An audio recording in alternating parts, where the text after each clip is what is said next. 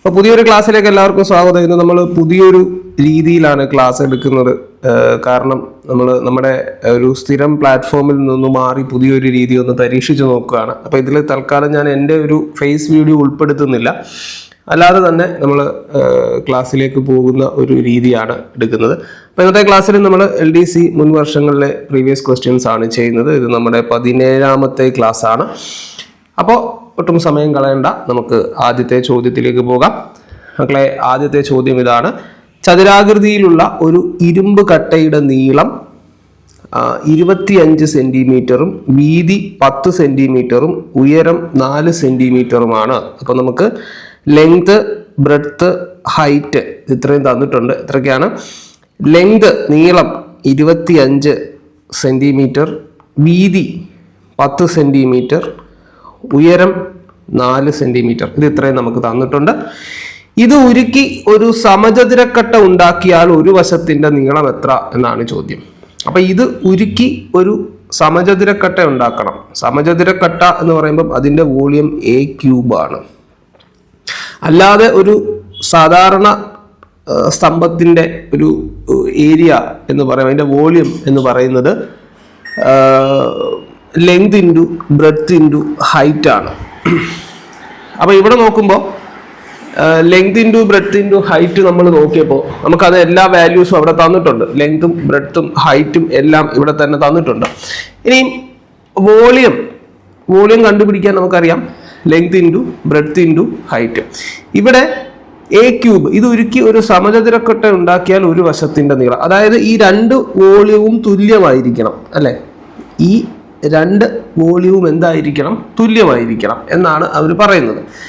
അതായത് 25 × 10 × 4 എന്ന് പറയുന്നത് തന്നെ ആയിരിക്കണം എന്ത്? ഈ A³ എന്ന് പറയുന്നത്. അതായത് 25 × 10 250 × 4 1000 എന്ന് പറയുന്നതായിരിക്കണം A³. അപ്പോൾ A³ എന്ന് പറയുന്നത് 1000 ആണെങ്കിൽ നമുക്കറിയാം A എന്ന് പറഞ്ഞാൽ എന്തായിരിക്കും? ക്യൂബ് റൂട്ട് ഓഫ് 1000 എന്ന് പറയുമ്പോൾ നമുക്ക് എത്ര കിട്ടും? 10. 10 × 10 × 10 അല്ലേ 1000 കിട്ടുക. അപ്പം A എന്ന് പറയുമ്പോൾ എത്ര കിട്ടി? നമുക്ക് 10 എന്ന് കിട്ടി. ഓപ്ഷൻ B ആണ് നമ്മുടെ ആൻസർ. അപ്പം നമുക്ക് അടുത്ത ചോദ്യത്തിലേക്ക് പോകാം. അപ്പം ആൻസർ B. ഓക്കെ, നമുക്ക് കിട്ടി. അടുത്ത ചോദ്യത്തിലേക്ക് നമുക്ക് പോകാം. അടുത്ത ചോദ്യം. 10 സെന്റിമീറ്റർ ആരമുള്ള ഈയഗോളം ഉരുക്കി അതേ ആരമുള്ള വൃത്തസ്തൂപികയാക്കിയാൽ സ്തൂപികയുടെ ഉന്നതി എത്രയായിരിക്കും എന്നാണ് ചോദ്യം. അപ്പൊ ഇവിടെ നമ്മൾ രണ്ട് കാര്യങ്ങൾ മനസ്സിലാക്കിയിരിക്കണം. ഒന്ന്, ഈ ഗോളത്തിന്റെ വ്യാപ്തം അല്ലെങ്കിൽ വോളിയം ഓഫ് എ സ്ഫിയർ എന്തായിരിക്കും? അത് 4/3 πr³ ആയിരിക്കും. ഇനി വൃത്തസ്തൂപിക അല്ലെങ്കിൽ കോണിന്റെ വോളിയം എന്ന് പറയുന്നത് എത്രയായിരിക്കും? അത് 1/3 πr² ആയിരിക്കും.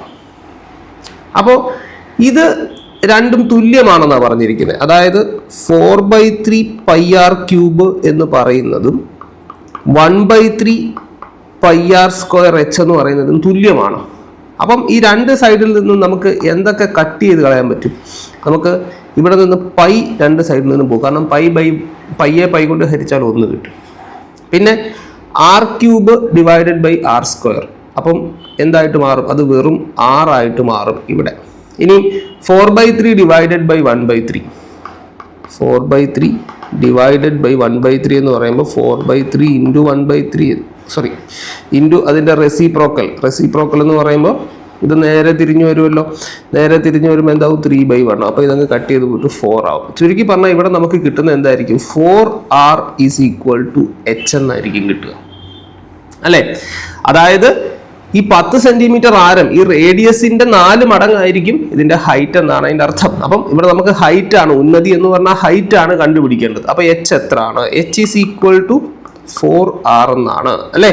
അപ്പൊ നമുക്കിവിടെ h = 4 × റേഡിയസ് എത്ര എന്നാ ചോദ്യത്തിൽ പറഞ്ഞിരിക്കുന്നത്? 10. അപ്പൊ എത്ര കിട്ടും നമുക്ക്? 40 എന്ന് നമുക്ക് ആൻസർ കിട്ടും. 40 എന്ന് നമുക്ക് ആൻസർ കിട്ടും. നമുക്ക് അടുത്ത ചോദ്യം നോക്കാം. അടുത്ത ചോദ്യം ഇതാണ്, മൂന്നാമത്തെ ചോദ്യം. -1/250 ഇൻറ്റു √625. നിങ്ങൾ എപ്പോഴും ഒരു പോയിന്റ് എനിക്ക് പറയുന്നതിന് വേണ്ടിയിട്ടാണ് ഈ ഒരു ചോദ്യം ഞാൻ എടുത്തിട്ടുള്ളത്.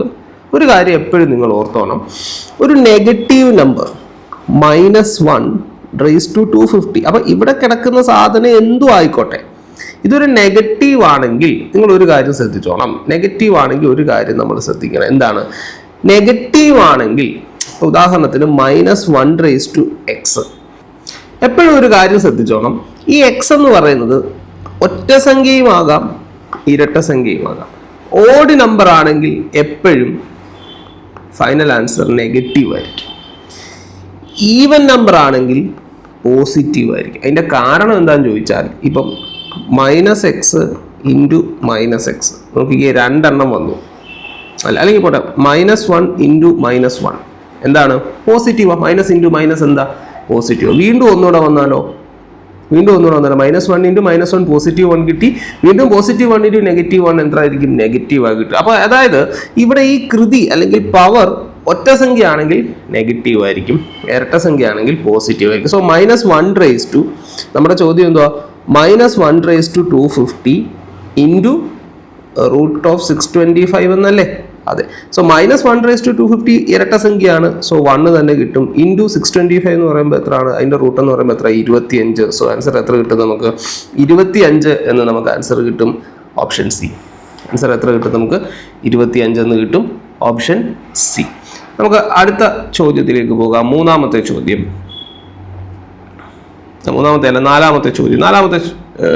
ഇതാണ്. -1/121 ഇൻറ്റു √576. ഈ -1/121 എന്ന് പറയുമ്പം ഇത് നോക്കിക്കേ, ഒറ്റ സംഖ്യയാണ്. അപ്പം എന്താ വരിക, നെഗറ്റീവാണ് വരിക. സോ -1 ഇൻറ്റു 576ന്റെ സ്ക്വയർ റൂട്ട് എത്രയാണ്, 24. അപ്പം -1 ഇൻറ്റു 24 എന്ന് പറയുമ്പോൾ ആൻസർ എത്ര കിട്ടും, -24 അല്ലേ? ഓപ്ഷൻ സി ആണ് നമ്മുടെ ആൻസർ. ഇനി അടുത്തത് അഞ്ചാമത്തെ ചോദ്യം വളരെ എളുപ്പമാണ്. എന്താണ്, 10³ ഇൻറ്റു 2² ഇൻറ്റു 5³ ഇൻറ്റു 2. 2നെ നമുക്ക് 2⁻1 എന്ന് എഴുതാമല്ലോ, എഴുതാം. Is equal to question mark. Okay, അപ്പോൾ നോക്കുക, ഈ 10³ എനിക്ക് 2 ഇൻറ്റു 5³ എന്ന് എഴുതാം, ഇൻറ്റു 2² 5³ 2⁻1.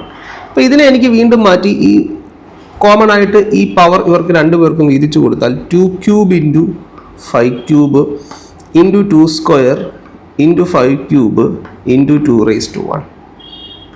ഇനി 2ൻ്റെ എല്ലാം കൂടെ നമ്മൾ ഒന്നിച്ചങ്ങ് നോക്കുക. അതാ ഇവിടെ ഒരു 3 ഉണ്ട് പവർ, ഇവിടെ ഒരു 2 ഉണ്ട് പവർ അല്ലേ, പിന്നെ ഇവിടെ ഒരു 1 ഉണ്ട്. അപ്പോൾ എല്ലാം കൂടെ കൂട്ടി നമുക്ക് എഴുതാമല്ലോ. കാരണം എന്താ, എല്ലാം കൂടെ കൂട്ടി എഴുതുന്നു എന്ന് പറയുമ്പോൾ അതിൻ്റെ കാരണം എന്താ, a⁻m ഇൻറ്റു a⁻n എന്ന് പറഞ്ഞാൽ a⁻m + n ആയിരിക്കും. സോ 2⁻3ഉം 2⁻2ഉം 2⁻1 3 2 5 1 6 2⁻6 എന്ന് കിട്ടും.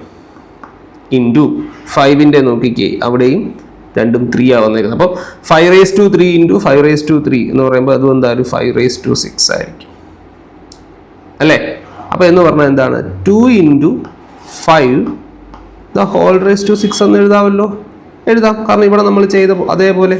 അപ്പോൾ 2 ഇൻറ്റു 5 എന്ന് പറയുമ്പോൾ 10 ആണ്. 10⁻6 എന്ന് പറയുമ്പോൾ 1 കഴിഞ്ഞ് 6 0, 1 2 3 4 5 6. സോ ഇതാണ് നമ്മുടെ ആൻസർ.